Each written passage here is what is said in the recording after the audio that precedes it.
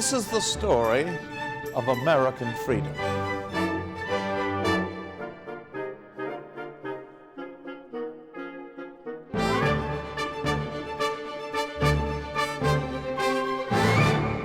And so, in 1988, the first President Bush was elected. And it was a limitless horizon that lay before America. The economy was booming. Americans were prosperous. With the collapse of the Soviet Union, there lay the chance of bringing American democracy to Russia, the lands of Eastern Europe, and a free market economy. In the first Gulf War, many believed that the ghost of Vietnam had finally been laid to rest by our victory. Yet, President Bush was old, and we wanted youth, and thus President Clinton was elected. William Jefferson Clinton. He gloried in that middle name. He began his trip to the inauguration with a speech at Monticello. He was a man of the people, a product of that student generation of radicals, but now in power. And the country prospered all through his 2 terms. Indeed, it is no exaggeration to say that if President Clinton could run today, he would win. Oh, his lack of judgment in some areas brought the country to a constitutional crisis. But we survived, and he survived. And by the year 2000, we were indeed the world's absolute superpower and prosperous. Why, we'd even managed to balance the budget by some means or another.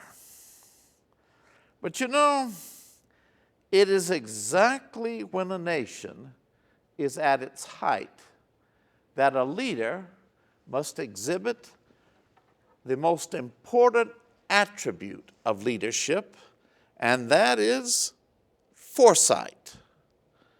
Foresight.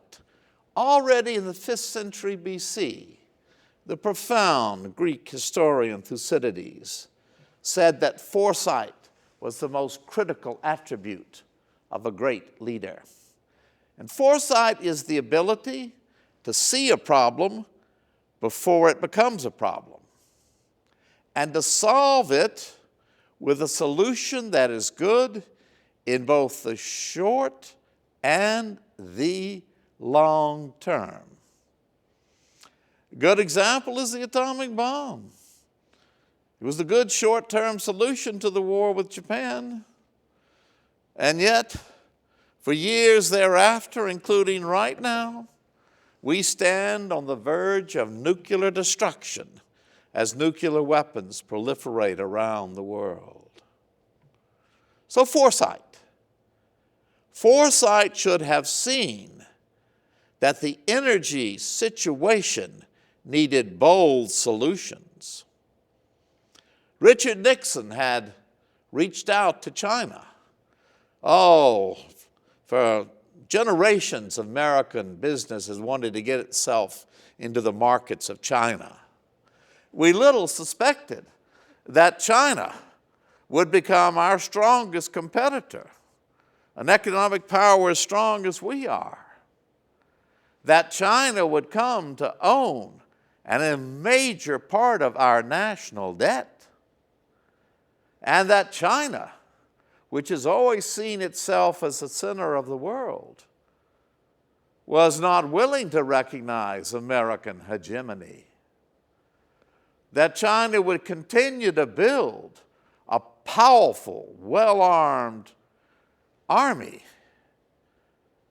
Its nuclear weapons, begin about a program of naval expansion, and show itself able to buy up the most important commodities in the world. So China, the danger that it posed. Foresight, already under the first President Bush, with the collapse of the Soviet Union, it should have been understood and acted upon that communism could not collapse without some important new means of bringing prosperity to the Russian people and giving them an economically viable base for democracy. This was not done.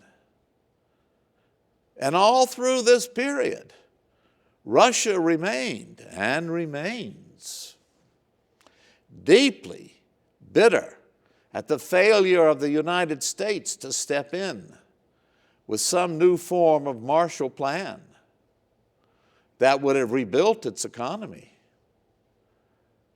And Russia feels the deepest humiliation at the loss of its empire. Russia has always been chauvinistic and xenophobic. That chauvinism and xenophobia is still there. If you'll walk the streets of Moscow or St. Petersburg or a small Russian village, speak Russian, have a few drinks of vodka, and the ordinary Russian will speak his mind that Russia under Vladimir Putin must be great again. And Iran and the whole rise of Islamic fundamentalism and an understanding of the bitter anti-Americanism, the hatred that lies at the heart of this Islamic fundamentalist revival. A revival which has carried us now to sweeping revolts all over the Middle East and will lead, I promise you, to a united Arab nation under fundamentalist Islamic rule.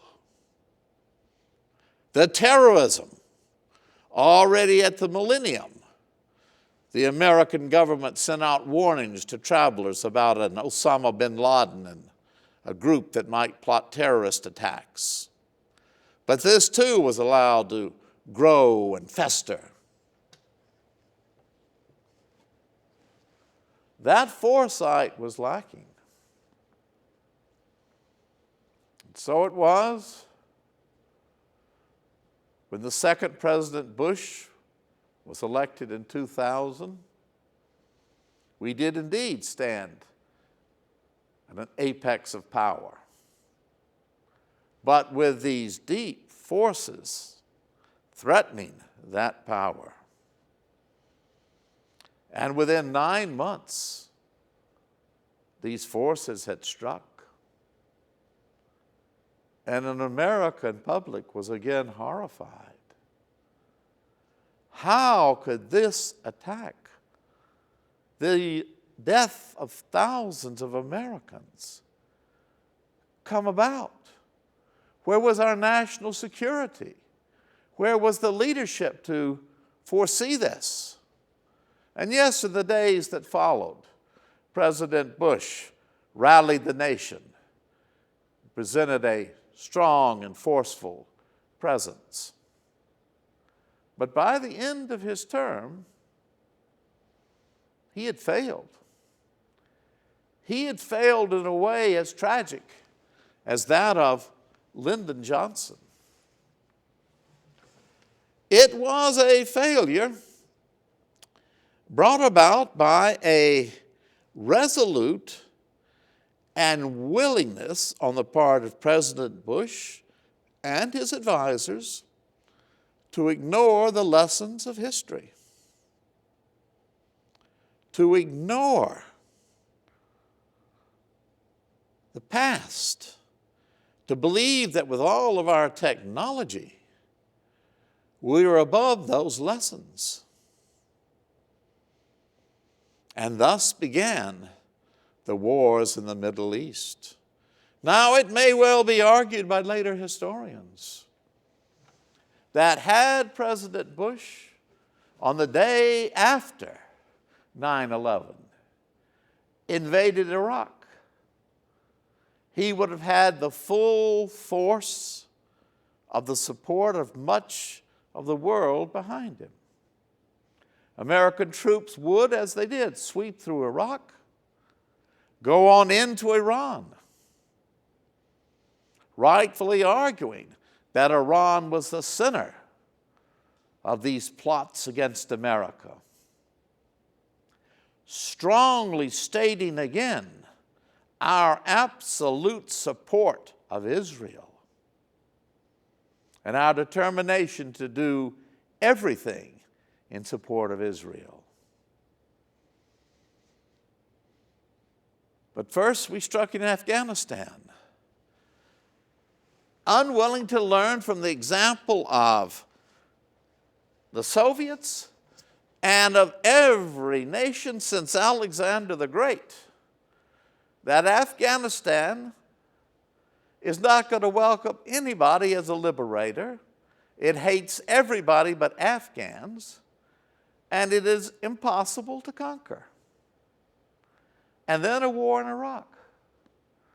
As in Afghanistan, topple the government of Saddam Hussein, but have ready a strong, authoritarian, but just ruler to put in place. But the war dragged on and on and on. And we became absolutely sunk in a quagmire in the Middle East. And again, the press turned. Oh, at first they liked going around embedded with the troops, but they turned. They began to question this war. And the American people began to question the war. Now, it did not lead to the divisiveness of Vietnam because we were using a professional army, brave and true, men and women fighting side by side. But President Bush could not explain why we were in these lands or what our exit strategy was. What were we going to do to get out? Now, why? Because of a fundamental mistake that is taught by the lessons of history. Freedom is not a universal value. I have called this course America's Story of Freedom. And America's story of freedom is unique. Freedom. Many countries at many times have rejected the idea of freedom for the perceived benefits of authoritarian rule. I state this boldly. The nations of the Middle East, with the exception of Israel, have never known freedom. They do not want our kind of freedom. They reject it absolutely. Going back to the Epic of Gilgamesh, going back to the beginnings of civilization in ancient Mesopotamia, what is Iraq today, the idea of a good ruler is a ruler chosen by God who gives to every element in society its just due. And the idea of change is not going into a ballot box, it's taking to the streets. That's exactly what they do in the Epic of Gilgamesh. Gilgamesh has become tyrannical. They riot against him and say, we want a new ruler, just as they are rioting today in Syria. Islam, that noble religion, does not proclaim democracy. The ruler is put upon the throne by God and is answerable to God alone. We should finally come to understand that our values, our concept of the freedom of the individual, these are abhorrent to the Middle East. We believe deeply in the freedom and equality of women. They look upon it as utterly wrong. Our society is pornography to them. They don't want our values. They don't want our democracy. And now it should be clear to anyone, they don't want us. So President Bush was utterly wrong. He believed in this ideal of universal freedom. His second inaugural address is a panegyric to freedom. He says it is the universal longing of the human soul. Well, he's wrong.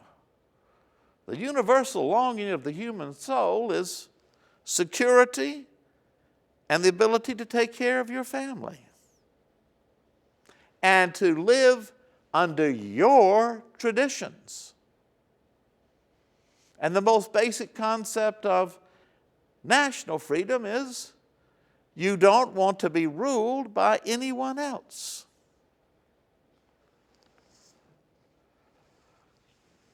But not only did he end his 2 terms with a quagmire in the Middle East from which we have still not extricated ourselves, which has become only worse, but with an economy in absolute shreds. Now, the Americans of 2000, why, they believed, just as people had in 1928, there'd never be another Great Depression. There was a new economic model that made such a depression impossible. Ordinary Americans watched with glee and greed as the stock market went higher and higher and higher. There was no limit to how high it would go. Well, and the banks, they knew best. The financiers, they must know best. And these financiers and bankers, while they hired all these smart young kids who must understand what they're doing since they're young, and wear strange kind of glasses, have degrees from good schools, well, they didn't. And while talking constantly of a free market economy,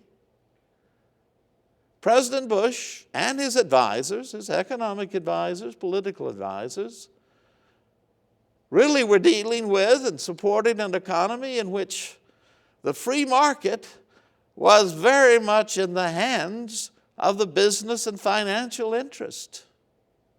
I have always tried to tell my conservative friends that the Federal Reserve is the greatest tampering with the free market economy. To have the government set the rate at which money trades, that is a violation of the very foundation of a free market. And so the economic collapse came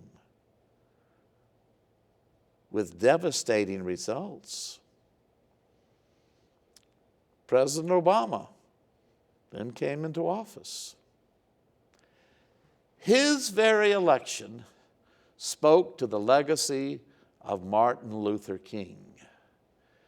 It spoke to the transformation of our country into a truly multicultural and diverse country, a country in which people could come from all over the world to find a better life, who sought that individual freedom to make prosperous careers for themselves, for their children to go on to ever more prosperous careers, and that everything once again was possible for every American.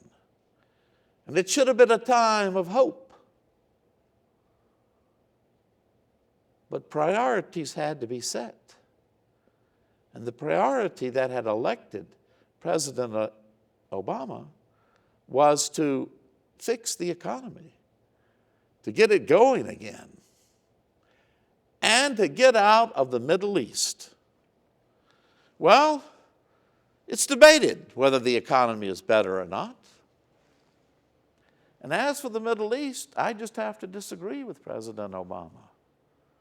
That is a place you should cut your losses. As Franklin Roosevelt said,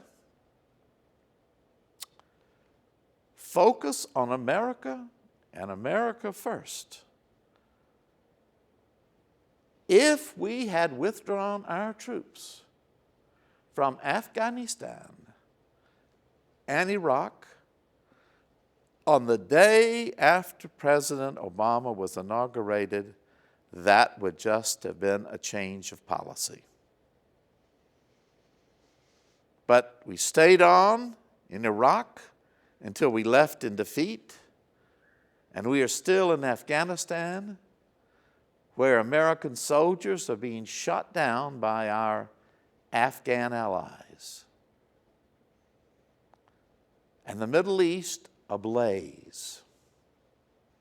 And it can only be said that once again, the Middle East has proven to be the graveyard of empires.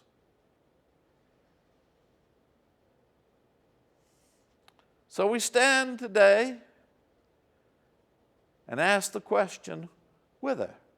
Well, where will the story of American freedom go? It's a question that takes us right back to the founders of this country. Right back to the question of, is the answer limited government and low taxes? Or is it of a big government? A government that will charge high taxes to give every American what some call an entitlement, others call a right. It goes right back to George Washington and Alexander Hamilton and their view of a strong national government, and to Thomas Jefferson of a very limited national government, of low taxes. It goes right back to the ideals of the progressives versus the conservatives, to the new nationalism of Teddy Roosevelt, to the new freedom of Woodrow Wilson, to the New Deal of Franklin Roosevelt, in which it was the duty of government to tax, and to tax enough so that Americans were given fundamental economic security. It goes right back to Lincoln and the idea that the government had a responsibility to provide a free college education and a free homestead to every American if they were willing to work for it. Or to the ideal. We call it conservative today, even carrying it over to the idea of libertarianism, that the government should do as little as possible. Provide for the common defense, secure contracts, have a justice system, but taxes should be as low as possible. Even back to the idea of states' rights. Jefferson believed in states' rights, and he believed in the idea that we hear again today, that if a state doesn't want a law, it can simply refuse to put into effect such a law passed by the federal Congress. So those same fundamental disagreements are there.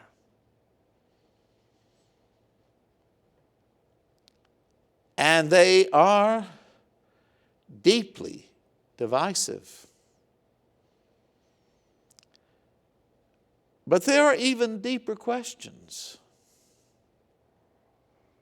We have defined national freedom as your freedom from foreign domination, political freedom as your freedom to vote and to hold office, individual freedom as your freedom to live as you choose, as long as you harm no one else. Well, our national freedom is gravely in danger, and it is in danger from the national debt. The debt has proven the ruin of every nation in history. Our nation could be brought to its knees by a failure to solve this debt and to get our country out of debt to hostile foreign powers and to balance our budget. Our political freedom, I worry deeply about it. Our politics are corrupt. Partisan politics have brought our entire congressional system to gridlock. The most pressing issues cannot be solved because one party would rather see itself triumph over the other party on some petty matter than to work together to solve these grave problems. And individual freedom. What does it mean? We proclaim to the world life, liberty, and the pursuit of happiness. Well, don't take those as cliches. Right now, the moral issue that is so divisive, we are afraid to even talk about it as a nation is, when does life begin?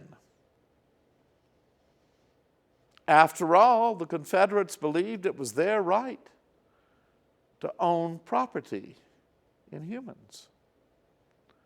A later generation may look back upon us and proclaim us to be hypocrites, calling ourselves a liberal democracy and not allowing every life to flourish. Liberty, our freedom to live as we choose. To what degree is that influenced by modern technology? Just as the very concept of life is challenged by the technology to clone. Technology, your ability to go on the internet, FaceNet, Twitter. Who knows what will be out there by the time even these lectures are streamed out. The streaming out of these lectures. Oh, yes, it gives you a chance to tell everybody where you are all the time, as though they care. And yet, it gives to government the ability to collect every scintilla of information about you. Yes, Facebook enables the Arab Spring to flourish. And yet at the same time, much of what appears on Facebook is nothing but the chatter of the mob that we have heard since the beginning of history, without any notion of truth and the pursuit of happiness. We have put aside Franklin Roosevelt's idea of returning to old and precious values. We live in a world in which we are utterly uncertain of those values. And we live in a world in which Americans are utterly consumed with themselves and with greed. and the ideal of Thomas Jefferson that we should sacrifice to leave the world a better place is no longer fundamental to our core beliefs. But I think that you can either believe that things are due to chance or that there is a deeper meaning to history. And I reflect that at every moment in our country's history that has been critical, great leaders have emerged.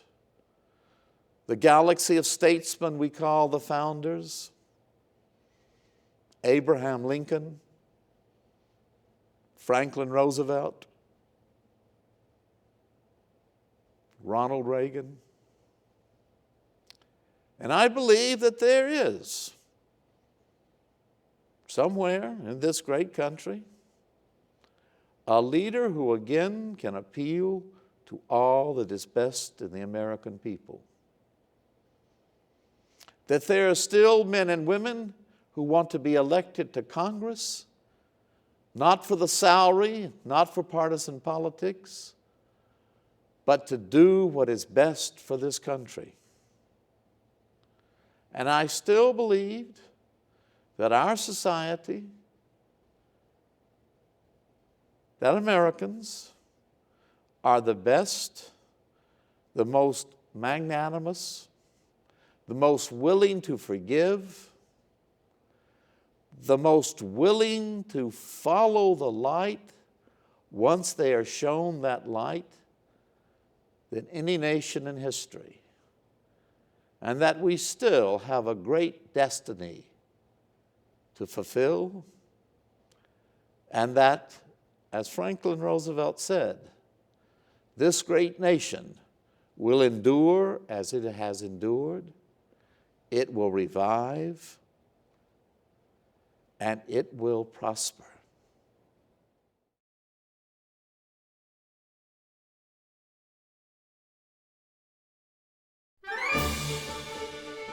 The Story of Freedom in America with Dr. J. Rufus Fears is made possible by the generous support of our Freedom and Heritage sponsors. The Story of Freedom in America is a program of the Institute for the American Constitutional Heritage at the University of Oklahoma, in partnership with the Alumni Association of the University of Oklahoma. For more videos and podcasts, visit freedom.ou.edu.